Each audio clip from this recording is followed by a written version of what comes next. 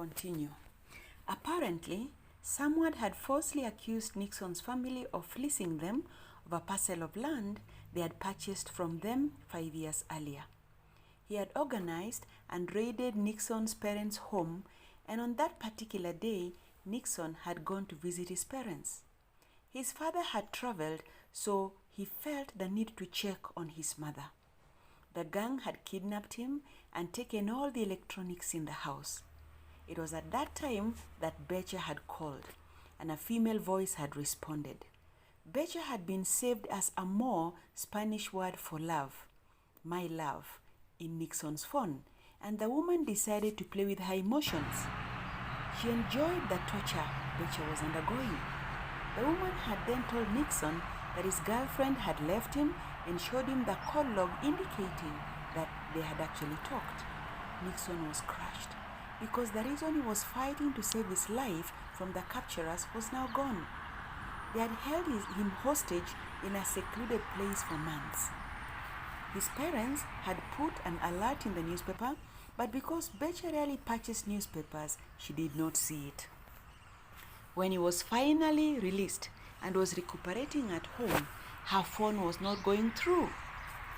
He had sent his cousin to find her, but she had since changed residence without a trace. He then reasoned that since she was to graduate that year, he would look for her then. Indeed, his plan worked. So still weak physically, he decided to time her after the graduation ceremony.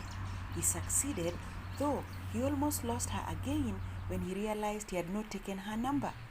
Fortunately, he had taken Angie's number. Angie was Riziki's friend during the ceremony, and that was the reason he was able to connect with her. The next few weeks, their relationship took off to a new level. They could be seen going for coffee dates and other social functions together. A certain Sunday after church, they decided to visit the Nairobi National Park.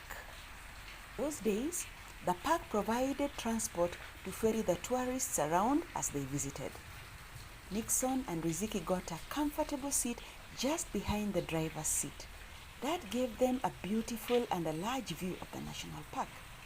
I want to share something with you, Riziki Becher, started Nixon in a serious tone. You're scaring me. You sound so serious. What is it? Becher asked, looking scared. All right, Riziki Becher. Will you marry this man seated beside you? There happened to have been another man seated towards the aisle of the bus. The man beside me? Of course not, she responded loudly to Nixon's shock. Oh no, I meant this man, said Nixon, pointing to himself. Oh, you!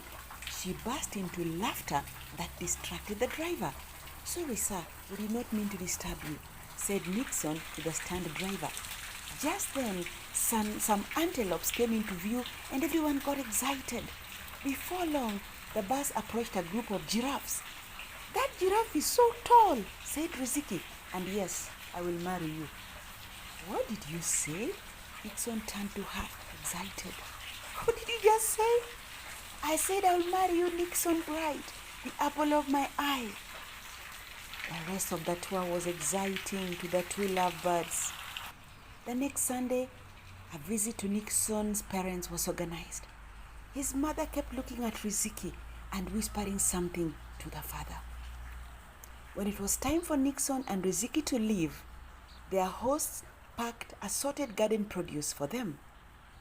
The journey back was uneventful.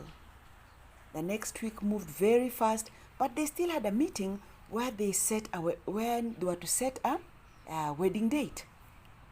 That Sunday, they went to church and met Nixon's pastor. Nixon had started attending church. They shared with him their plan, and he advised them to attend the premarital counseling which was being offered by the church. From then on, the two lovebirds discussed many things, and they even decided that they would eventually get 5 children, God willing. One Thursday, they decided they would meet to discuss a few issues as the wedding date was fast approaching. Becher, I'm sorry I'm running late, Nixon called. Becher had been seated for the last 30 minutes waiting for Nixon at Cafe Victoria. She had chosen to sit at the gazebo, which gave her a beautiful view of the Nairobi National Park, which she had really come to like. She was sipping her favorite drink, ginger ale. "Oh no, how long do I have to wait? I'm getting bored," she started to lament. Right then, she heard a deafening noise. She screamed as her phone dropped to the ground. The waiter rushed to her aid. "What is the problem, madam?" the waiter asked, shaking her vigorously. With that, she fainted. The waiter rushed to inform the manager, whose office was adjacent to the gazebo. The manager had just stepped out. So the waiter ran to the back of the building to check if he had gone that direction. When the manager and the waiter came back, there was no trace of any single female client lying where the waiter was pointing. Riziki was gone. "What's wrong with you, Tom?" the manager shouted at the waiter. "What client are you talking about? You're wasting my time." "Sir, I'm sure I left a lady lying here." He pointed to the spot where he had left Riziki lying. They ran to the parking lot. Right in front of them was a car driving off. They tried to signal the security to flag it down, but it was too late. The automated gate had already opened. Find out what happened. Get in next time. Log in and we continue with our story. Thank you for listening today. Continue.